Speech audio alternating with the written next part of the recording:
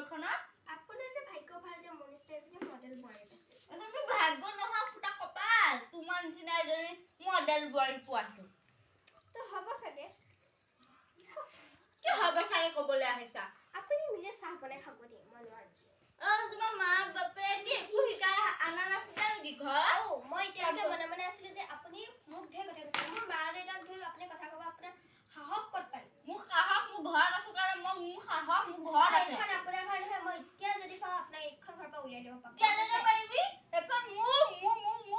চহী আছে ইয়াত আপোনাৰ চহী আছে এতিয়া এইখিনি প্ৰপাৰ্টি মোৰ নামত হৈ গ'ল গম পাইছে একেবাৰে কথা শুন একেবাৰে বা তাই তাতো কেনেকৈ শাহুৱেকৰ পৰা মুখে লাগিছে এদিন তেনেকৈ তুমি বোৱাৰী আপুনি অকণ বেছি কৰিছে দেই তই বেছি কৰিছ মই নহয় আপুনি নিজৰ অকাতত থাকক অকাতত ধৰি কথা নকবি দেই 10 বাৰ কম কি কৰিব